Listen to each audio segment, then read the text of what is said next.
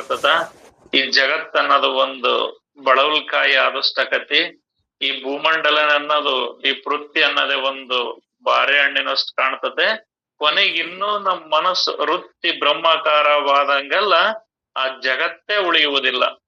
ಆ ಭೂಮಿ ಅನ್ನೋದ ಒಂದು ಆಲದ ಮರದ ಬೀಜದಷ್ಟು ಆಗ್ತದ. ಕೊನೆಗೆ ಅದು ಕೂಡ ಇಲ್ದಂಗಾಗಿ, ಏನಿಲ್ದಂಗಾಗಿ ಆ ಪೂರ್ಣ ಬ್ರಹ್ಮ ಸ್ವರೂಪನ ಉಳಿತೈತಿ.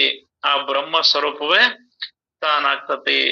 ಆಗ ಈ ಜಗತ್ತಿನ ವೃತ್ತಿ ಅನ್ನೋದೆಲ್ಲ ಹರಿದು ನಷ್ಟವಾಗಿ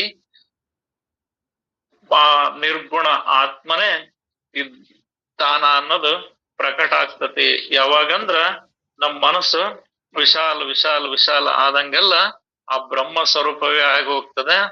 ಆ ಮನಸ್ಸು ಅನ್ನೋದೇ ಇರೋದಿಲ್ಲ, ಆ ಸ್ಥಿತಿ ಒಳಗ್ ಬರ್ತತಿ ಅನ್ನೋ ವಿಚಾರವನ್ನ ಇಂದಿನ ವಿಚಾರದೊಳಗ ನೋಡಿದ್ದೀರಪ್ಪ. ಇವತ್ತಿನ ಅಧ್ಯಾಯ ದಶಕ 9, ಸಮಾಸ 10, ಸ್ಥಿತಿ ನಿರೂಪಣೆ. ಶ್ರೀ ಗುರುಭ್ಯೋ ನಮಃ. ನುಡಿ 1-9. ಗುಡಿಯಲ್ಲಿ ಪರಮೇಶ್ವರನಿರುವನು ಮತ್ತು ಗುಡಿಯ ಶಿಖರದ ಮೇಲೆ ಕಾಗೆ ಕುಳಿತಿರುವುದು. ಅಂದರೇನು? ಆ ಕಾಗೆಯು ದೇವರಿಗಿಂತ ಹೆಚ್ಚಿನದಾಯಿತೆ. ಇಲ್ಲಿ ವಿಷಯ ಹೇಳ್ಕೊಂತ ಹೋಗ್ತಾರ. ಇಲ್ಲಿ ಗುಡಿನೇ ದೊಡ್ಡದು, ಆ ಗುಡಿ ಒಳಗಿರೋ ಪರಮಾತ್ಮ ದೊಡ್ಡನು, ಆ ಗುಡಿ ಶಿಖರ ದೊಡ್ಡದು, ಗುಡಿ ದೊಡ್ಡದು ಅಂತ ಹೇಳ್ತವಿ. ಮತ್ತ ಅದ್ರ ಮೇಲೆ ಕಾಗಿ ಕುಂತತಿ ಅಂದ್ರ ಹಂಗಾರ ದೇವರು ಗುಡಿ ಒಳಗಿರೋ ದೇವರಿಗಿಂತ ಆ ಕಾಗಿನ ದೊಡ್ಡದು ಅನ್ನಕತ್ತೇನು? ಪ್ರಶ್ನೆ. ಅರಮನೆಯಲ್ಲಿ ಸಭೆ ಕೂಡಿರುವುದು ಮತ್ತು ಮಂಗವು ಅರಮನೆಯ ಎತ್ತರದ ಕಂಬದ ಮೇಲೇರಿ ಕುಳಿತಿರುವುದು. ಅಂದ ಮಾತ್ರಕ್ಕೆ ಆ ಮಂಗವು ಸಭಾ ಸದಸ್ಯರಿಗಿಂತ ಶ್ರೇಷ್ಠವಾಯಿತೆ. ಅಂದ್ರೆ ಇಲ್ಲೊಂದು ರಾಜ್ಯಸಭೆ ನಡೀತೈತಿ ಅರಮನೆ ಒಳಗ. ಒಂದು ಮಂಗ್ ಎಲ್ಲರೂ ಕೆಳಗ ಸಿಂಹಾಸನದ ಮೇಲೆ ಕುರ್ಚಿಗಳ ಮೇಲೆ ಎಲ್ಲ ಕುಂತಿರ್ತಾರ. ಮತ್ತೆ ಮಂಗ ಹೋಗಿ ಆ ಒಂದು ಕಂಬದ ಮೇಲೆ ಕುಂತತಿ ಅಂದ್ರ ಮಂಗ ದೊಡ್ಡದಾಗ್ತೇನು? ಬ್ರಾಹ್ಮಣರು ಸ್ನಾನ ಮಾಡಿಕೊಂಡು ತಿರುಗಿ ಹೋದರು. ಬಕ ಪಕ್ಷಿಯು ನದಿಯಲ್ಲಿ ಕುಳಿತಿರುವುದು. ಅಂದಷ್ಟಕ್ಕೆ ಆ ಬಕವು ಬ್ರಾಹ್ಮಣರಿಗಿಂತ ಉಚ್ಚವೆಂದು ತಿಳಿಯಲಾದೀತೆ. ಈ ಬ್ರಾಹ್ಮಣರು ನದಿಯೊಳಗ ಸ್ನಾನ ಮಾಡ್ಕೊಂಡ್ ಹೋದ್ರು. ಆಮೇಲೆ ಆ ಬಕ ಪಕ್ಷಿನೂ ಕೂಡ ನದಿಯೊಳಗ ಇರ್ತತಿ, ಅದು ಸ್ನಾನ ಮಾಡ್ಕೊಂತ ಅಥವಾ ನೀರಾಗ ಇರ್ತತಿ. ಹಂಗಂದ ಮಾತ್ರಕ್ಕೆ ಆ ಬ್ರಾಹ್ಮಣರಿಗಿಂತ ಬಕ ಪಕ್ಷಿ ದೊಡ್ಡದು ಅಂತ ತಿಳಿಯಲಾದೀತೆ. ಬ್ರಾಹ್ಮಣರಲ್ಲಿ ಕೆಲವರು ನಿಯಮಿತರು, ಕೆಲವರು ಮನಸೋಕ್ತರು ಇರುತ್ತಾರೆ. ಆದರೆ ನಾಯಿಯು ಯಾವಾಗಲೂ ಧ್ಯಾನ ಮಗ್ನವಾದಂತೆ ಕುಳಿತಿರುವುದು. ಅಷ್ಟು ಮಾತ್ರಕ್ಕೆ ಅದು ಹೆಚ್ಚಿನದಾದೀತೆ. ಈ ಬ್ರಾಹ್ಮಣರು ಎಲ್ಲ ಯಜ್ಞಯಾಗಾದಿಗಳನ್ನು ಮಾಡ್ತಾರ, ಪೂಜೆಗಳನ್ನು ಮಾಡ್ತಾರ, ಮಂತ್ರಗಳನ್ನ ಹೇಳ್ತಾರ, ಧ್ಯಾನವನ್ನು ಮಾಡ್ತಾರ. ಹಂಗಂದ ಮಾತ್ರಕ್ಕೆ ಅದರಂತೆ ನಾಯಿನೂ ಮಗ್ನವಾಗಿ ಕುಂತತಿ, ಅದು ಮಗ್ನವಾಗಿ ಮಲಗೈತಿ ಅಂತಂದ್ರ ಆ ನಾಯಿಯು ಕೂಡ ಬ್ರಾಹ್ಮಣರಿಗಿಂತ ಹೆಚ್ಚಿನದಾಗಕ್ ಸಾಧ್ಯ ಐತೇನು? ಅದರಂತೆ ಅಷ್ಟು ಮಾತ್ರಕ್ಕೆ ಅದು ಹೆಚ್ಚಿನದಾದೀತೆ. ಬ್ರಾಹ್ಮಣರು ಲಕ್ಷ ಮುದ್ರೆಗಳನ್ನ ಹರಿಯುವರು, ಆದರೆ ಬೆಕ್ಕು ತನ್ನ ಬೇಟೆಯ ಮೇಲೆ ಲಕ್ಷ್ಯ ಹಚ್ಚುವುದರಲ್ಲಿ ಪ್ರವೀಣವಿರುವುದು. ಅಂದರೇನು? ಅದಕ್ಕೆ ಬ್ರಾಹ್ಮಣರಿಗಿಂತಲೂ ಮಹತ್ವದ್ದೆಂದು ಅನ್ನಬಹುದೇ? ಈ ಬೆಕ್ಕು ಕೂಡ ತನ್ನ ಇಲಿಗೆ, ತನ್ನ ಮನೆಗೆ ಯಾರು ಇಲ್ಲದ್ದು ನೋಡಿ ಹಾಲು ಕುಡಿಯಕ್ಕಾಗ್ಲಿ, ತನ್ನ ಬೇಟೆಗೆ ಆಗ್ಲಿ, ಅದು ಬಹಳ ಏಕಾಗ್ರ ಚಿತ್ತದಿಂದ ಕುಂತಿರ್ತೈತಿ. ಮತ್ ಬ್ರಾಹ್ಮಣರು ಯೋಗ ಜ್ಞಾನ ಮುದ್ರೆಗಳಲ್ಲಿ ಅವರು ಕುಂತಿರ್ತಾರ. ಅವ್ರು ಕುಂತಂಗ ಬೆಕ್ಕು ಕುಂತತಿ ಅಂದ್ರ ಬ್ರಾಹ್ಮಣರಿಗಿಂತ ಬೆಕ್ಕು ಹೆಚ್ಚಿನದಾಕತಿ ಅನ್ನಬಹುದೇ? ಬ್ರಾಹ್ಮಣರು ಇದು ಪವಿತ್ರ, ಇದು ಅಪವಿತ್ರವೆಂದು ಭೇದ ನೋಡುವರು. ಆದರೆ ನೊಣವು ಮೇಲಿನ ನಿರ್ಮಲವೆಲ್ಲಕ್ಕೂ ಸರಿ ಸಮಾನವಾಗಿ ವರ್ತಿಸುವುದು. ಅಷ್ಟರಿಂದಲೇನು ನೊಣಕ್ಕೆ ಜ್ಞಾನಬೋಧವಾದಂತಾಗಲಿಲ್ಲ. ಅಂದ್ರೆ ಇವನ್ನೆಲ್ಲವನ್ನ ಈ ಉದಾಹರಣೆಗಳು ಯಾಕೆ ಒಂದೊಂದ ಕೊಟ್ಕಂತ ಬಂದ್ರು ಅಂದ್ರ, ಈ ಜ್ಞಾನಿಗೂ ಮತ್ತು ಅಜ್ಞಾನಿಗೂ ಜ್ಞಾನಿ ಮಾಡಿದಂಗ ಅಜ್ಞಾನಿನೂ ಮಾಡ್ತಾನ ಅಥವಾ ಅಜ್ಞಾನಿ ಮಾಡಿದಂಗ ಜ್ಞಾನಿ ಮಾಡ್ತಾನ ಅಂದ್ರ ಹಂಗಂದ್ರ ಜ್ಞಾನಿಗೂ ಅಜ್ಞಾನಿ ಸಮಾಗಕ್ ಸಾಧ್ಯ ಆಗ್ತದೆ ಏನೋ ಅನ್ನೋದಕ್ಕೆ ಉದಾಹರಣೆ ಕೊಡ್ತಾರೆ. ಇಲ್ಲಿ ಗೋಪುರದ ಮೇಲೆ ಕಾಗಿ ಕುಂತಂದ್ರ ದೇವ್ರಿಗಿಂತ ಕಾಗಿ ದೊಡ್ಡದಾತೇನು? ಅರಮನೆಯ ರಾಜಸಭೆಯೊಳಗ ಎಲ್ಲರೂ ಸಭಾ ಸದಸ್ಯರು ಆಸನದ ಮೇಲೆ ಕುಂತ್ರ ಅದ್ರ ಕಂಬದ ಮೇಲೆ ಮಂಗ ಕುಂತತೆ ಅಂದ್ರ ಮಂಗ ದೊಡ್ಡದಾತೇನು? ಬ್ರಾಹ್ಮಣರು ನದಿಯಲ್ಲಿ ಸ್ನಾನ ಮಾಡ್ಕೊಂಡ್ ಬಂತಾರ, ಬಕಾ ಪಕ್ಷಿಗಳು ಯಾವಾಗ್ಲೂ ನದಿಯಾಗೆ ಇರ್ತಾವಂದ್ರ ಬ್ರಾಹ್ಮಣರಿಗಿಂತ ಬಕಾ ಪಕ್ಷಿ ದೊಡ್ಡದಾತೇನು? ಮತ್ತೆ ಇಲ್ಲಿ ಬ್ರಾಹ್ಮಣರಂದ್ರ ಬ್ರಹ್ಮಜ್ಞಾನವನ್ನ ತಿಳಿದವರು ಅಂತ ನಿರ್ಧಾರ ಮಾಡ್ಬಿಡ. ಮತ್ ಇಲ್ಲಿ ಅವರು ಬ್ರಾಹ್ಮಣರು ಧ್ಯಾನ ಯಾಗಗಳನ್ನು ಮಾಡ್ತಾರ, ತಪಸ್ ಮಾಡ್ತಾರ, ಮುದ್ರೆಗಳನ್ನು ಮಾಡ್ತಾರ ಅಂದ್ರ ಬೆಕ್ಕು ಹಂಗ ಏನಾದ್ರು ಇಲಿಗೋ ಅಥವಾ ಏನ ಆಹಾರಕ್ಕಾಗಿ ಒಂದ್ ಚಕ್ಕೆಂದು ಅದ್ರ ಕಡೆಗೆ ಲಕ್ಷ್ಯ ಕೊಟ್ಟು ಕುಂತತಿ ಅಂದ ಮಾತ್ರಕ್ಕೆ ಬ್ರಾಹ್ಮಣರ್ಕಿಂತ ಬೆಕ್ಕು ದೊಡ್ಡದಾಕತ್ತೇನು? ಬ್ರಾಹ್ಮಣರು ಇದು ಉಚ್ಚ ನೀಚ, ಇದು ಪವಿತ್ರ ಅಪವಿತ್ರ ಅಂತ ಭಿನ್ನ ಭೇದಗಳನ್ನ ಮಾಡ್ತಾರ. ಅಂದ್ರ ಅವ್ರು ಯಾವ್ದು ಸತ್ಯ ಯಾವ್ದು ಅಸತ್ಯ ಅನ್ನೋದನ್ನ ವಿಚಾರ ಮಾಡ್ತಾರ, ಯಾವ್ದು ಶ್ರೇಷ್ಠ ಯಾವ್ದು ಕನಿಷ್ಠ ಅಂತ ವಿಚಾರ ಮಾಡ್ತಾರ. ಈ ನೊಣ ಶ್ರೇಷ್ಠನ ಅನ್ನಲ್ಲ, ಕನಿಷ್ಠನ ಅನ್ನಲ್ಲ, ಮಲಮೂತ್ರದ ಮೇಲೆ ಬಂದು ಕುಂದಿರ್ತತಿ. ನಾವ್ ಹಾಲನ್ನ ತುಪ್ಪ ಉಣ್ತೇವಂದ್ರು ಬಂದು ಕುಂದಿರ್ತತಿ.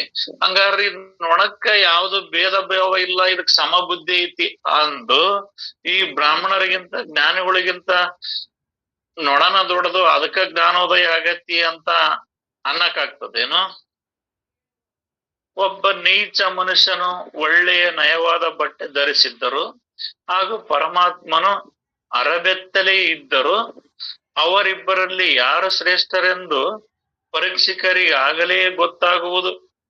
ಈಗ ನಾವು ಈಶ್ವರನ್ ಚಿತ್ರ ನೋಡಿದ್ರ ಅಥವಾ ಯಾವ್ದಾರ ಮಹಾತ್ಮರು ನೋಡಿದ್ರೆ ಕೇವಲ ಒಂದು ಕೈಪಿನ ಮಾತ್ರ ಇರ್ತಾರೆ. ಅವ್ರೇನ್ ಮೈ ತುಂಬಾ ಬಟ್ಟೆ ಏನ್ ಹಾಕೋದಿಲ್ಲ, ಭಾರಿ ವೇಷಭೂಷಣಗಳೇನ್ ಧರಿಸೋದಿಲ್ಲ. ಮತ್ತೆ ಸಾಮಾನ್ಯ ಹೊರಗಿನವರು ಬಹಳ ಬೆಲೆ ಬಾಳುವಂತ ವಸ್ತ್ರಗಳನ್ನ ಧರಿಸಿರ್ತಾರ. ಆ ಬೆಲೆ ಬಾಳುವಂತ ವಸ್ತ್ರಗಳನ್ನ ಧರಿಸಿದಾರಂದ ಮಾತ್ರಕ್ಕ ಇದ್ರಾಗ ಯಾರು ದೊಡ್ಡವರು ಯಾರು ಸಣ್ಣವ್ರಂತ ಮಹಾತ್ಮರಿಗೆ ಆಗ್ಲಿ ಬಲ್ಲಂತವ್ರಿಗೆ ಪ್ರೇಕ್ಷಕರಿಗೆ ಅವಾಗ್ಲೇ ಗೊತ್ತಾಕತಿ, ನೋಡುಗರಿಗೆ ಅವಾಗ್ಲೇ ಗೊತ್ತಾಕತಿ. ಈ ಮಹಾತ್ಮರು ಅರೆ ಬಟ್ಟೆ ಹಾಕ್ಯಂದಿದ್ರು, ಇವ್ರು ಬೇರೆಯವರು ಬಹಳ ಸೂಟು ಬೂಟು ಕೋಟು ಎಲ್ಲ ವೈಭೋಗದ ಉಡುಪುಗಳನ್ನ ಧರಿಸಿದ್ರು ಕೂಡ ಪ್ರೇಕ್ಷಕರಿಗೆ ಇದ್ರಾಗ ಯಾರು ದೊಡ್ಡವರು ಸಣ್ಣರು ಅನ್ನೋದು ಗೊತ್ತಾಗ್ತದೆ. ಅಂದ್ರೆ ಇಲ್ಲಿ ಹೇಳ್ತಾರ ಸಾರಾಂಶ, ಮೇಲಿನಿಂದ ಮಾಡುವ ಬಾಹತ್ ಕಾರ್ಯವೆಲ್ಲ ಬರೀ ಲೋಕ ಭ್ರಮೆಯಾಗಿದ್ದು ಮುಖ್ಯವಾಗಿ ಒಂದು ಅಂತರ್ನಿಷ್ಠೆಯ ಅವಶ್ಯಕತೆ ಇರುತ್ತದೆ. ಇಲ್ಲಿ ಇಷ್ಟೆಲ್ಲ ಇವರು ಉದಾಹರಣೆ ಕೊಟ್ಟಿರೋ ಉದ್ದೇಶ ಏನಂದ್ರ, ನೀವು ಮೇಲ್ ನೋಡಿ ಮೇಲ್ ಕಂಡು ಹೇಳಿದ ತಕ್ಷಣ ಅದು ಅದಕ್ಕಿಂತ ದೊಡ್ಡದ್ ನೋಡು, ಅದು ಅದಕ್ಕಿಂತ ದೊಡ್ಡದ್ ನೋಡು, ಇವನ್ ಮೈ ಮೇಲೆ ಬಟ್ಟೆನ ಹಾಕ್ಯಂದಲ್ಲ, ಇವನ್ ಭಾರಿ ರಾಜರ ವೇಷಭೂಷಣ ಹಾಕ್ಯಂದನ, ಇವನ್ ಅವ್ರಿಗಿಂತ ದೊಡ್ಡ ನೋಡು ಅಂತ ಹಿಂಗ್ ಹೊರಗೆ ಮೇಲ್ ನೋಡಿ ಹೇಳಿರ್ತೀರಿ ಅಂದ್ರ ಅದೆಲ್ಲದು ಬಾಹ್ಯ ಕಾರ್ಯದಿಂದ ನೀವು ನಿರ್ಧರಿಸಿ ಹೇಳ್ತೀರಿ ಅನ್ನೋದಾದ್ರ ಇದೆಲ್ಲದು ಲೋಕದ ಭ್ರಮೆ. ಹೊರಗ್ ನೀವು ನೋಡಿ ಗುರ್ತಿಸಿ ಇವ್ರು ಸಣ್ಣವರು ದೊಡ್ಡವರು ಅಂತ ನೀವ್ ಏನಾರ ಹೇಳ್ತೀರಿ ಮಾಡ್ತೀರಿ ಅಂದ್ರ ಈ ಲೋಕದೊಳಗ್ ಸಣ್ಣರು ದೊಡ್ಡವರು ಮಾಡ್ತೀರಿ ಅನ್ನೋದಾದ್ರ ಇದೆಲ್ಲದು ಲೋಕದ ಭ್ರಮೆ. ಮುಖ್ಯವಾಗಿ ಒಂದು ಅಂತರ್ನಿಷ್ಠೆಯ ಅವಶ್ಯಕತೆ ಇರುತ್ತದೆ. ಆದ್ರ ಒಂದು ಅಂತರ್ನಿಷ್ಠೆ ಅನ್ನೋದಿರ್ತತಿ, ಒಂದು ಅಂತರಂಗದೊಳಗ ವಿಚಾರಿಸುವಂತದ್ದಿರ್ತತಿ. ಪ್ರತ್ಯಕ್ಷ ಕಂಡರು ಪ್ರಮಾಣಿಸಿ ನೋಡೋವನ್ನಂಗ ಬರೋ ಹೊರಗಿನ ವೇಷಭೂಷಣ ನೋಡಿ ಇದನ್ನ ಇದು ಮಾಡೋದಲ್ಲ, ಗುರ್ತಿಸೋದಲ್ಲ, ನಿರ್ಧರಿಸೋದಲ್ಲ, ಅಂತರ್ನಿಷ್ಠೆಯಿಂದ ಅದನ್ನು ಗುರುತಿಸೋದ ಅವಶ್ಯಕತೆ ಇರ್ತದೆ. ಬರೀ ಲೌಕಿಕವನ್ನು ಮಾತ್ರ ಚೆನ್ನಾಗಿ ಸಂಪಾದಿಸಿ ಒಳಗೆ ಎಚ್ಚರಾಗದೆ ಪರಮಾತ್ಮನಿಗೆ ಎರಗುವವನು ಆತ್ಮಘಾತಕಿಯೇ ಸೈ. ಇಲ್ಲಿ ಹೊರಗ ಹಣ, ಆಸ್ತಿ, ಕೀರ್ತಿ, ಅಧಿಕಾರ ಏನೆಲ್ಲವನ್ನ ಗಳಿಸಿದ್ರೂ ಕೂಡ ಒಳಗ ಅಂತರಂಗದೊಳಗ ತಾನು ಆ ಪರಮಾತ್ಮ ಸ್ವರೂಪದನೆ ಅನ್ನೋದು ಎಚ್ಚರ ಆಗ್ಲಿಲ್ಲ ಅಂದ್ರ ಅವನೊಬ್ಬ ಆತ್ಮಘಾತಕಿಯೇ ಸೈ.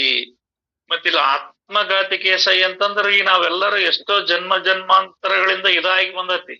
ಆ ಸ್ವರೂಪ ವಿಚಾರವನ್ನ ತಿಳಿಯಲಾರದೆ ಬರೀ ಹುಟ್ಟೋದು ಸಾಯೋದು ಬರೀ ಜನನ ಮರಣದ ಚಕ್ರಕ್ಕ ಬಿದ್ದು ಒದ್ದಾಡತೈತಿ ಅಂದ್ರೆ ಸಾಯ್ತೇವಂದ್ರ ಮತ್ ನಾವು ನಮ್ಮ ಹಗ್ಗಕ್ಕೆ ಉರ್ಲಾಕ್ಯಂದೋ ಅಥವಾ ವಿಷ ಕುಡ್ದೋ ಏನೋ ಮಾಡ್ಕೊಂಡ್ ಸಾಯೋದಲ್ಲ.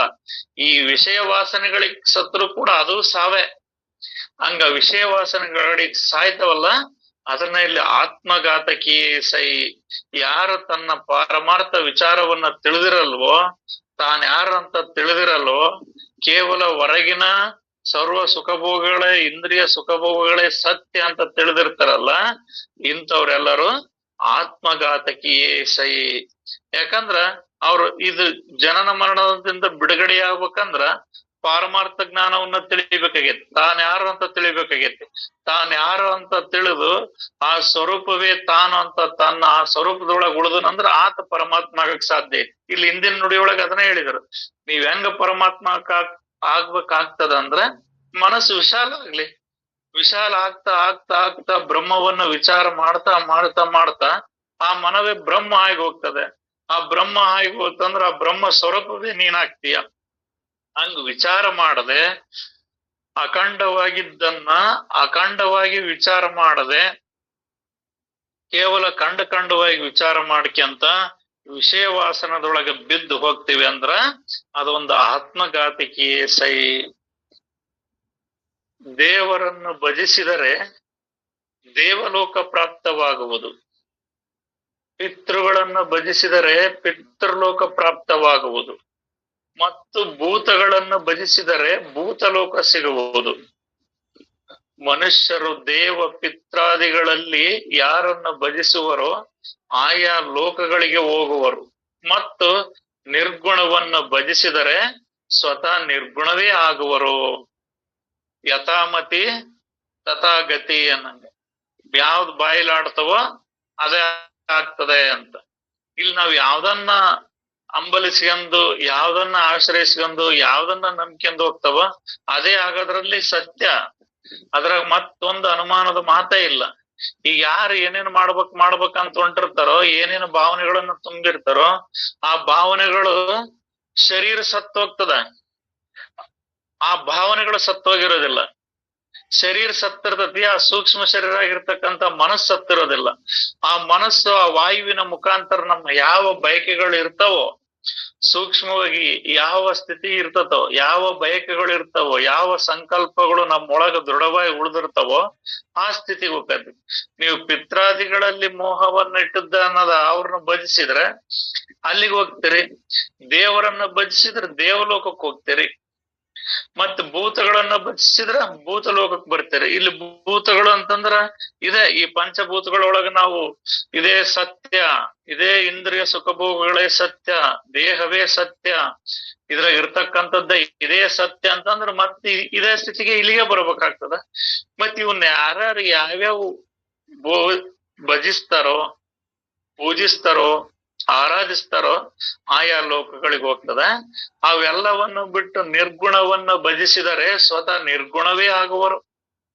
ಇವೆಲ್ಲವೂ ಕೂಡ ಶಾಶ್ವತ ಆದವು ಅಲ್ಲ ಅಂತ ಗುರುವಿನ ವಾಣಿಯ ಮುಖಾಂತರ ನಾವು ತಿಳಿದು ಇವತ್ತು ಮಧ್ಯಾಹ್ನ ತಿಳಿಸಿದ್ರು. ತತ್ವ ಅಂದ್ರ ಆ ಪರಬ್ರಹ್ಮ ಸ್ವರೂಪ ಅನ್ನೋದು ಅದೊಂದೇ ಕರೆ, ಅದೊಂದೇ ಸತ್ಯ, ಅದೇ ನಿರ್ಗುಣ, ಅದೇ ನಿರಾಕಾರ, ಅದೇ ಸ್ವರೂಪ ಸತ್ಯ, ಅದೇ ತಾನಂತ ತಿಳಿದು ಅದನ್ನ ಭಜಿಸಿದ್ರೆ ತಾನು ಅದೇ ಆಗುವರು. ಇದ್ರಾಗ ಸಂಶಯವೇ ಇಲ್ಲ ಅನ್ನೋ ರೀತಿಯಾಗಿ ಹೇಳ್ತಾರ. ಯಾಕಂದ್ರ ಇಲ್ಲಿ ನಮ್ ಭಾವ ಯಾಕಡೆಗೆ ಹೋಗ್ತದ ಅತ್ತಾಗ ಭಾವ ಶುದ್ಧ ಉಳ್ಳವರಿಗೆ ಒಲಿವ ನಮ್ಮ ಕೂಡಲ ಸಂಗಮ ದೇವ ಅಂತ. ಭಾವಶುದ್ಧ ಅಂದ್ರೆ ಏನಂದ್ರ ಆ ಪರಬ್ರಹ್ಮ ಸ್ವರೂಪನೇ ನಾನು ಅನ್ನುವುದೇ ಭಾವಶುದ್ಧ. ಯಥಾರ್ಥ ಪಾರಮಾರ್ಥ ವಿಚಾರವೇ ಭಾವಶುದ್ಧ. ಆ ನಿರಾಕಾರ ಬ್ರಹ್ಮ ಸ್ವರೂಪವೇ ತಾನನ್ನೋದೇ ಭಾವಶುದ್ಧ. ಮತ್ತಿನ್ ತನ್ನ ಬಿಟ್ಟು ಹೊರಗೆ ಏನಾರ ಹುಡುಕ್ತವಿ, ನೋಡ್ತವಿ, ನಾನು ಶೀಲ ನೇಮ ನಿತ್ಯದಿಂದ ಮಾಡ್ತವಿ, ನಾವು ಬಹಳ ಶುದ್ಧರು, ಬಹಳ ಶ್ರೇಷ್ಠರು ನಾವು ಅಂತಂದ್ರ ಅದು ಯಾವ್ದು ಶ್ರೇಷ್ಠ ಆಗೋದಿಲ್ಲ. ಇಲ್ಲಿ ಶ್ರೇಷ್ಠ ಅಂದ್ರೆ ಯಾವ್ದೈತಂದ್ರ ಆ ತತ್ವ, ಆ ಚೈತನ್ಯ ಸ್ವರೂಪ ತಾನನ್ನೋದೇ ಶ್ರೇಷ್ಠ ಐತಿ. ಅದನ್ನ ತಿಳಿದಾಗ ಮಾತ್ರ ಆ ಸ್ವರೂಪವೇ ತಾನಾಗಕ್ ಬರ್ತೈತಿ.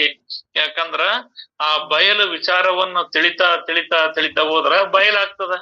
ಆ ಬ್ರಹ್ಮ ವಿಚಾರವನ್ನು ತಿಳಿತಾ ತಿಳಿತಾ ಆ ಬ್ರಹ್ಮ ಆಗಕ್ ಬರ್ತೈತಿ. ನಮ್ಮ ರಕ್ತ ಮಾಂಸ ಕಂಡ ನರನಾಡಿಗಳಲ್ಲಿಯೂ ಕೂಡ ಎಲ್ಲೆಲ್ಲಿಯೂ ಆತ್ಮವೇ ತುಂಬಿ ತುಳುಕಾಡಲಿ ಅಂತ ಹೇಳ್ತಾರ ವಿವೇಕಾನಂದರು. ಹಂಗ ಯಾವಾಗ್ಲೂ ಅದೇ. ಅದಕ್ಕೆ ಇನ್ನೊಬ್ರು ಮಹಾತ್ಮರು ಒಂದು ಮಾತು ಹೇಳ್ತಿದ್ರು, ಅದೇ ಪರಮಜ್ಞಾನ ಅಂತ. ಆ ಪರಬ್ರಹ್ಮ ಸ್ವರೂಪ ನಾನಿದ್ದೇನೆನ್ನುವುದೇ ಪರಮಜ್ಞಾನ. ಪರಮಜ್ಞಾನವೆಂಬ ಉರಿಯನ್ನೇ ಉಂಡು, ಪರಮಜ್ಞಾನವೆಂಬ ಉರಿಯನ್ನೇ ಉಟ್ಟು, ಪರಮಜ್ಞಾನವೆಂಬ ಉರಿಯನ್ನೇ ಆಸಿ, ಪರಮಜ್ಞಾನವೆಂಬ ಉರಿಯನ್ನೇ ಒದ್ದ ಶರಣಂಗೆ ಲೋಕದ ನರಗುರಿಗಳು ಸರಿಗಾಣಬಹುದೇ ಅಂತ ಹೇಳ್ತಾರ. ಅಂದ್ರ ಅರ್ಥಾತ್ ಯಾವಾಗ್ಲೂ ಆತ ಎತ್ತ ನೋಡಿದ್ರು ಅದೇ ಸ್ವರೂಪ. ಈ ಬೆಲ್ಲ ಯಾಕಡಿಗ್ ತಿಂದ್ರು ಸೀನಾ ಹೆಂಗೋ ಹಂಗ ಯಾವಾಗ್ಲೂ ಆ ಪಾರಮಾರ್ಥ ಪರಬ್ರಹ್ಮ ಸ್ವರೂಪವೇ ತಾನಂತ ಇದ್ದಂದ್ರ ಅವನು ಆ ಪರಮಾತ್ಮ ಸ್ವರೂಪನೇ ಆಗೋದ್ರಲ್ಲಿ ಸಂಶಯವೇ ಇಲ್ಲ. ನಿರ್ಗುಣದ ಭಜನೆ ಹೇಗೆಂದರೆ ನಿರ್ಗುಣ ಸ್ವರೂಪದಲ್ಲಿ ಅನನ್ಯವಿರುವುದೇ. ನಿರ್ಗುಣದಲ್ಲಿ ಅನನ್ಯನಾಗಿದ್ದರೆ ನಿಶ್ಚಯವಾಗಿ ಧನ್ಯನಾಗುವನು. ಮತ್ತಿಲ್ಲಿ ಬದ್ಸೋದು ಭಜನೆ ಅಂತಂದ್ರೆ ಯಾವ್ದಕ್ ಭಜನೆ ಅಂತ ಹೇಳ್ತಾರಂದ್ರ ಆ ನಿರ್ಗುಣ ಸ್ವರೂಪದಲ್ಲಿ ಅನನ್ಯವಿರುವುದೇ. ಅಂದ್ರ ಅನ್ಯವಿಲ್ಲದಂತೆ ಇರುವುದು. ಆ ನಿರ್ಗುಣ ಬೇರಿಲ್ಲ, ನಾನ್ ಬೇರಿಲ್ಲ. ಆ ಪರಮಾತ್ಮ ಬೇರಿಲ್ಲ, ನಾನ್ ಬೇರಿಲ್ಲ. ಅದೆರಡು ಏಕವೇ. ಆ ಏಕವಾಗಿರುವುದೇ ನಿಜವಾದ ಭಜನೆ, ಅದೇ ನಿರ್ಗುಣ ಭಜನೆ. ಅದನ್ನ ಆತ್ಮ ನಿವೇದನಾ ಭಕ್ತಿ ಅಂತ ಹೇಳ್ತಾರೆ. ಎರಡು ಅನ್ನಂಗೆ ಇಲ್ಲ ಅಲ್ಲಿ. ಶಿವ ಜೀವರೆಂಬ ಎರಡು ಇಲ್ಲೇ ಇಲ್ಲ. ಆ ಪರಶಿವಮಯವೇ ಈ ಜಗವೆಲ್ಲ. ಎಲ್ಲದೂ ಪರಬ್ರಹ್ಮ ಸ್ವರೂಪ ಐತಿ, ಇರದ ಒಂದೈತಿ ಅಂತ ಅಂತರಂಗದೊಳಗೆ ಯಾರು ಏಕತ್ವವಾಗಿರ್ತಾರಲ್ಲ ಅದೇ ಭಜನೆ. ಆ ನಿರ್ಗುಣ ಸ್ವರೂಪದಲ್ಲಿ ಅನನ್ಯವಿರುವುದೇ ನಿಜವಾದ ಭಜನೆ. ಆ ನಿರ್ಗುಣದಲ್ಲಿ ಅನನ್ಯನಾಗಿದ್ದರೆ ನಿಶ್ಚಯವಾಗಿ ಧನ್ಯನಾಗುವನು. ಅವನು ಯಾವಾಗ ಧನ್ಯನಾಗ್ತಾನ, ಯಾವಾಗ ಜನ್ಮ ಸಾರ್ಥಕ ಆಗ್ತದಂದ್ರ ಆ ನಿರ್ಗುಣದಲ್ಲಿ ಅನನ್ಯವಾಗಿರೋದು. ಅಂದ್ರ ಅನ್ಯ ಇಲ್ಲದಂತೆ, ಬೇರಿಲ್ಲದಂತೆ ಏಕವಾಗಿರೋದು. ಅದನ್ನ ಬೇರ್ಪಡ್ಸಕ್ ಆಗದಂತೆ. ನೀರಿನೊಳಗ ನೀರ ಸೇರ್ಕೊಂಡ್ರೆ ಹೆಂಗ ಬೇರ್ಪಡ್ಸಕ್ ಆಗತಿ? ಆಗೋದಿಲ್ಲೋ ಹಂಗ ಆ ಪರಬ್ರಹ್ಮ ನಾನೇ ಅನ್ನೋದು ಗಟ್ಟಿ ಆದಾಗ ಆ ಪರಬ್ರಹ್ಮ ಬ್ಯಾರಿಲ್ಲ, ನಾನ್ ಬ್ಯಾರಿಲ್ಲ. ಈ ಬಂಗಾರದಿಂದ ಒಡವಿ ಬೇರ್ಪಡ್ಸಕ್ ಬರೋದಿಲ್ಲ. ಆ ಬಂಗಾರನ ಒಡಿಬೇಕೈತೆ, ಅದ್ ಹೆಂಗ್ ಬೇರ್ಪಡ್ಸಕ್ ಬರ್ತತಿ? ಬರೋದಿಲ್ಲ. ಅದು ಏಕತ್ವ ಹೆಂಗ ಹಂಗಿಲ್ಲ. ಆ ಏಕತ್ವವನ್ನು ತಿಳಿಯುವುದೇ ಅನನ್ಯ ಭಜನೆ ಆಗ್ತದ. ಅದು ಒಂದು ಕ್ಷಣ ಮಾತ್ರವೂ ಕೂಡ ಬಿಡುವಿಲ್ದಂಗೆ ಏಕತ್ವವೇ ಉಳಿಯೋದೈತಲ್ಲ, ಅದೇ ನಿಜವಾದ ಭಜನೆ. ಅದರಲ್ಲಿ ಅನನ್ಯವಾಗಿ ಭಿನ್ನವಿಲ್ದಂಗೆ ಇದ್ದೀವಂದ್ರ ಅದೇ ಧ್ಯಾನವಾಗುವುದು, ಅದೇ ತನ್ನ ಸ್ವರೂಪವಾಗುವುದು. ಏನೆಲ್ಲವೂ ಮಾಡಿದುದರ ಸಾರ್ಥಕತೆಯು ಒಬ್ಬ ದೇವರನ್ನು ಗುರುತಿಸುವುದರಲ್ಲಿ ಹಾಗೂ ತನ್ನನ್ನು ಅರಿಯುವುದರಲ್ಲಿ ಕೈಗೂಡುತ್ತದೆ. ನಾವ್ ಏನೆಲ್ಲ ಕರ್ಮಗಳನ್ನ ಮಾಡ್ತೇವೆ ಅಂದ್ರು, ಈಗ ನಾವು ನಡೆಸ್ತಿರೋದು, ನಾವು ಮಾತಾಡ್ತಿರೋದು, ಈ ಅನಂತ ವಿಚಾರಗಳನ್ನ ಕೇಳೋದು, ಅನಂತ ಗ್ರಂಥಗಳನ್ನ ಓದೋದು, ನೋಡೋದು, ದೇವಸ್ಥಾನಗಳು ಏನೆಲ್ಲ ನಾವು ಮಾಡ್ತೇವೆ ಅಂದ್ರು ಇದು ಎಲ್ಲವೂ ಏಕತ್ವಕ್ಕಾಗಿ. ಅಂದ್ರ ಒಬ್ಬನೇ ದೇವ್ರು, ಒಂದೇ ಇರೋದು ಯಾವ್ದನ್ನ ಅದನ್ನ ಗುರುತಿಸೋದ್ಕಾಗಿ, ಮತ್ತ ತನ್ನನ್ನು ಅರಿಯುವುದರಲ್ಲಿ. ಮತ್ತ ಆ ದೇವ್ರು ಯಾರು ಅಂತ ವಿಚಾರಿಸಿ ಮತ್ತ ತನ್ನೊಳಗ ನಾವು ವಿಚಾರ ಮಾಡಿ ನೋಡಿದ್ರ ಅದು ಅವಾಗ ಕೈಗೂಡ್ತತಿ. ಅಲ್ಲಿರುವುದು ಒಂದೇ ಐತಿ, ನಾನು ಬೇರಿಲ್ಲ, ದೇವ್ರು ಬೇರೆ ಇಲ್ಲ. ಹಾಗೆ ಅರಿತರೆ ದೇವರು ನಿರಾಕಾರನೆಂದು, ಅಹಂಕಾರವು ಕೊಟ್ಟಿ ಎಂದು ತಿಳಿದು ಬಂದು ತಾನೇ ಆತ್ಮ ದೇವನಿರುವುದಾಗಿ ನಿಶ್ಚಯಿಸಿ ಬಿಂಬಿಸಿ ಬಿಡುವುದು. ನಾವಿಲ್ಲಿ ಆ ಒಬ್ಬ ದೇವ್ರು ಯಾರು ಅಂತ ನಾವು ಗುರುತಿಸಿ ಅಂತ ಹೋದ್ರೆ, ಆ ದೇವ್ರು ಯಾರು ಅಂತ ನಮಗೆ ಗುರುತು ಸಿಗ್ತತಿ ಅಂದ್ರ ಆತ ನಿರಾಕಾರ ಸ್ವರೂಪದನ ಅಂತ ಗೊತ್ತಾಗ್ತದೆ. ಮತ್ತೆ ಆತ ನಿರಾಕಾರ ಸ್ವರೂಪದನ ಅಂತ ಗೊತ್ತಾದ್ಮೇಲೆ ಇಲ್ಲಿ ನಮ್ಮೊಳಗು ನಾನ್ಯಾರು ಅಂತ ಹುಡುಕ್ಯಂತ ಹೋದ್ಮೇಲೆ ನನ್ನ ಸ್ವರೂಪವು ಕೂಡ ನಿರಾಕಾರ ಅಂತ ಗೊತ್ತಾಗ್ತದೆ. ಇಲ್ಲಿ ಅದು ಮತ್ತೆ ಇದು ಅಂತಂದ್ರೆ ಎರಡದವೇನಂದ್ರೆ ಎರಡಿಲ್ಲ. ಊರ ಒಳಗಣ ಬಯಲು ಮತ್ತು ಊರ ಹೊರಗಣ ಬಯಲು ಅನ್ನವೆರಡಿಲ್ಲ. ಬ್ರಾಹ್ಮಣರ ಬಯಲು, ವಲಯರ ಬಯಲೆಂಬುವು ಎರಡಿಲ್ಲ. ಆ ಬಯಲೆಲ್ಲ ಒಂದೇ. ಅರ್ಥಾತ್ ಇಲ್ಲಿರುವ ಆತ್ಮನೇ ಪರಮಾತ್ಮ, ಪರಮಾತ್ಮನೇ ಆತ್ಮ. ಅದೆರಡು ಏಕತ್ವ ಉಳಿತೈತಿ. ಆ ಏಕತ್ವವನ್ನು ತಿಳಿದಾಗ ನಾವು ಸುಳ್ಳೆ ಅಹಂಕಾರ, ನಾನಿಂತವನು, ನಾನ್ ಅಧಿಕಾರಿ, ನಾನ್ ಜ್ಞಾನಿ, ನಾನ್ ಬ್ರಾಹ್ಮಣ, ನಾನ್ ಪಂಡಿತ ಅನ್ನೋ ಈ ಸುಳ್ಳು ಕೊಟ್ಟೆ ಅಹಂಕಾರ ಯಾವುದು ಅನ್ನೋದ್ ತಿಳಿದು ಬರ್ತೈತಿ. ಅವಾಗ ಈ ಯಾವುದು ಅಸತ್ಯ, ಯಾವುದು ಸತ್ಯ ಅಂತ ತಿಳಿದಾಗ, ಆ ಅಸತ್ಯವನ್ನು ಬಿಟ್ಟು ಸತ್ಯವನ್ನು ನೋಡಿದಾಗ ಆ ಆತ್ಮನೇ ದೇವನಿರುವುದಾಗಿ ನಿಶ್ಚಯಿಸಿ ಬಿಂಬಿಸುವುದು. ಅಂದ್ರೆ ದೇವರದೇನು ಇಲ್ಲೇ ಬೇರೆ ಆಗಿಲ್ಲ, ನಮ್ಮ ಆತ್ಮ ಸ್ವರೂಪವೇ ಅಲ್ಲಿ ದೇವರಾಗೈತಿ. ದೇವ್ರು ಬೇರೆ ಇಲ್ಲ, ನಾನ್ ಬೇರೆ ಇಲ್ಲ. ಶಿವಜೀವರು ಎಂಬೆರಡಿಲ್ಲ, ಪರಶಿವಮಯವೇ ಈ ಜಗವೆಲ್ಲ. ನಾನು ನೀನು ಅನ್ನೋದು ಏನೈತಲ್ಲ, ಇದೆಲ್ಲದು ಲಯವಾಗಿ ಹೋದಾಗ ಉಳಿದದ್ ಒಂದೇ. ನಾನು ನೀನು ಅನ್ನೋದು ಒಂದೇ. ನಾನು ನೀನೆಂಬ ಭಾವಗಳು ಏನು ತೋರದೆ ಸಚ್ಚಿದಾನಂದಾನುಭವ ಸುಜ್ಞಾನ ತಳಹಾದಿಯ ಮಾನವನೇ ಪರಮಾತ್ಮ ಅಂತ ಗೊತ್ತಾಗ್ತದೆ ಯಾವಾಗ. ಮತ್ತ ನಾವು ಹೊರಗಿನ ನಿರಾಕಾರ ದೇವರನ್ನು ಗುರುತಿಸಿದಾಗ, ಮತ್ತೆ ನಮ್ಮೊಳಗ ನಾನ್ಯಾರು ಅಂತ ವಿಚಾರ ಮಾಡಿದಾಗ, ಆ ದೇವರಿಗೂ ನನಗೂ ಭಿನ್ನವಿಲ್ಲ, ನಾನು ನೀನು ಒಂದೇ ಅನ್ನೋದು ಏಕತ್ವ ಬರ್ತತಿ. ಆ ಏಕತ್ವ ಬಂದಾಗ ಇಲ್ಲಿ ಉಳಿದಿರ್ತಕ್ಕಂಥ ಈ ಜೀವ ನಾನು ಎಂಬ ಅಹಂಕಾರ ಮಮಕಾರಗಳ ಅನೇಕತ್ವ ಅನ್ನೋದು ಎಲ್ಲದ ನಾಶವಾಗಿ ಹೋಗ್ತದೆ. ಇದಕ್ಕ ಗೋರ ಕುಂಬಾರದ ಒಂದು ನುಡಿ ಹೇಳ್ತಾರ ಅವ್ರು. ನಾನು ನೀನು ನೆಂಟರಯ್ಯ, ನನಗೆ ನಿನಗೆ ಭೇದವಿಲ್ಲವಯ್ಯ. ನೀನು ಈ ಜೀವಿರ ಗಡಿಗೆಗಳನ್ನ ಮಾಡಿದ್ರ ನಾನು ಈ ಜೀವಿಲ್ದರ ಗಡಿಗೆಗಳನ್ನ ಮಾಡ್ತವೆ. ಆ ಗಡಿಗೆನ ಒಂದಿನ ಹೊಡೆದೋಕತಿ, ಈ ಗಡಿಗೆನ ಒಂದ್ ದಿವಸ ಹೊಡೆದೋಕತಿ. ಆದ್ರ ನಾನು ನೀನು ನೆಂಟರಯ್ಯ, ನನಗೆ ನಿನಗೆ ಭೇದವಿಲ್ಲ ಇವಯ್ಯ ಅಂತ. ಹೆಂಗ ಯಥಾರ್ಥ ವಿಚಾರವನ್ನ ತಿಳಿದಾಗ, ಈ ಪಾರಮಾರ್ಥ ವಿಚಾರವನ್ನ ತಿಳಿದಾಗ, ಆ ದೇವರಿಗೂ ಮತ್ತ ಈ ಆತ್ಮಕ್ಕೂ, ನಾನು ಮತ್ತ ಆತ್ಮ, ನಾನು ದೇವರು ಅನ್ನೋದು ಇದೆಲ್ಲದು ಒಂದೇ ಆಗ್ತದ. ಆ ಸತ್ಯವನ್ನ ತಿಳಿದಾಗ ಈ ಅಹಂಕಾರ ಸ್ವರೂಪವಾಗಿರ್ತಕ್ಕಂಥ ನಾನು ಕೊಟ್ಟೆ ಎಂದು ಅಥವಾ ಸುಳ್ಳೆಂದು ತಿಳಿಯುವುದು. ಈಗಾದ ಮೇಲೆ ಮತ್ತೆ ಸಂಶಯವೇನು? ಇಷ್ಟೆಲ್ಲ ಸಂಶಯ ಇರೋದು. ನಾನೆಂಗ ದೇವರಾದೇನು? ದೇವ್ರ ದೊಡ್ಡವನು, ನಾನು ಹುಟ್ಟತಾನೆ, ನಾನ್ ಸಾಯ್ತಾನೆ, ನಾನ್ ಸುಖ ದುಃಖಕ್ಕೆ ಒಳಪಡ್ತಾನೆ, ನಾನ್ ಹಂಗ ಹಿಂಗ ಅಂತ ತಿಳಿದಿದ್ವಲ್ಲ. ಈ ರೀತಿಯಾಗಿ ವಿಚಾರ ಮಾಡಿ ನೋಡಿದ್ರ ಇನ್ನ ನಿಮ್ ಮತ್ ಸಂಶಯ ಏನು? ಈಗಾದ ಮೇಲೆ ಮತ್ತೆ ಸಂಶಯವೇನು? ಆ ಸ್ಥಿತಿಯಲ್ಲಿ ಆತ್ಮ ವಸ್ತುವು ಆತ್ಮ ತತ್ವದಿಂದ ವಿರಾಜಿಸುತ್ತಿರುವುದು ಮತ್ತು ಹುಡುಕಾಡಿದರೂ ದೇಹ ಭಾವವು ಕಿಂಚಿತ್ತು ಸಹ ಉಳಿದಿರುವುದಿಲ್ಲ. ಇಷ್ಟು ತಿಳಿದಾದ್ಮೇಲೆ, ಇಷ್ಟು ಅಂತರಂಗದೊಳಗ ವಿಚಾರ ನಡೆದ್ಮೇಲೆ ಮತ್ ನಿಮ್ ಸಂಶಯದರ ಏನು? ಇಷ್ಟು ವಿಚಾರಿಸಿ ನೋಡ್ರಿ. ಎಲ್ಲಿ ನೋಡಿದ್ರು ಈ ಆತ್ಮ ತತ್ವದಿಂದನೇ ಎಲ್ಲದು ವಿರಾಜಿಸುತ್ತಿರುವುದು. ಅದೇ ಎಲ್ಲ ಕಡೆಗೂ ಬೆಳಗ್ತಾ ಐತಿ, ಎಲ್ಲ ಕಡೆಗೂ ಅದೇ ಸ್ವರೂಪ ಐತಿ. ಎಲ್ಲ ಕಡೆಗೂ ಅದೇ ಸ್ವರೂಪ ಇದ್ದು ಅದೇ ಬೆಳಗುವಾಗ ನಿಮ್ಮ ದೇಹ ಭಾವ ಅನ್ನೋದು ಒಂದು ಕಿಂಚಿತ್ತು ಸಹ ಉಳಿಯುವುದಿಲ್ಲ. ಯಾಕಂದ್ರೆ ಇರುವುದೆಲ್ಲದ ಬ್ರಹ್ಮ ಸ್ವರೂಪವಾದಾಗ ಇನ್ನು ಉಳಿದದಕ್ಕೆ ಮಾಯೆಗೆ ಟಾವೆಲ್ಲಿ ಅಂತ ಕೇಳ್ತಾರ. ಬಲ್ಲಂತ ಜ್ಞಾನಿಗಳು ಇರೋದೆಲ್ಲ ಬ್ರಹ್ಮ ಸ್ವರೂಪ ಐತಪ್ಪ, ನೀವು ಮಾಯೆ ಅದು ಇದು ಅಂತಿರಲ್ಲ, ಅದಕ್ಕೆ ಜಾಗ ಎಲ್ಲ ಐತಿ, ಅದು ಇಲ್ಲಲ್ಲ ಅಂತ ಹೇಳ್ತಾರ. ಯಾರು ಈ ರೀತಿಯಾಗಿ ಯಥಾರ್ಥ ಜ್ಞಾನವನ್ನ ತಿಳಿದಿರ್ತಕ್ಕಂಥವ್ರಿಗೆ ಈ ದೇಹ ಭಾವ ಅನ್ನೋದು ಒಂದು ಕಿಂಚಿತ್ತು ಸಹ ಉಳಿದಿರುವುದಿಲ್ಲ. ಈಗ ಸಿದ್ಧ ಸ್ಥಿತಿಯನ್ನು ಹೊಂದಿದವನಿಗೆ ಮತ್ತೆ ಸಾಧನವು ಅವಶ್ಯವೆನ್ನುವುದು ಬರೀ ಸಂಶಯದ ಕೆಲಸವು. ಈ ರೀತಿ ಸಿದ್ಧ ಸ್ಥಿತಿಯನ್ನು ಹೊಂದಿರ್ತಕ್ಕಂಥವನಿಗೆ, ಈ ರೀತಿ ಯಥಾರ್ಥ ಜ್ಞಾನವನ್ನ ತಿಳಿದಿರ್ತಕ್ಕಂಥವನಿಗೆ ಇದ್ದಂತಿರುವ ವಸ್ತುವನ್ನ ಇದ್ದಂತೆ ತಿಳಿಯುವ ಬುದ್ಧಿ ಬಂತಂದ್ರ ಸಾಕು, ಬದ್ಧತ್ವ ತಾನು ಎದ್ದೋಡುವುದು. ಸಿದ್ಧರ ಮಾತಿದು ಸುಳ್ಳಲ್ಲ.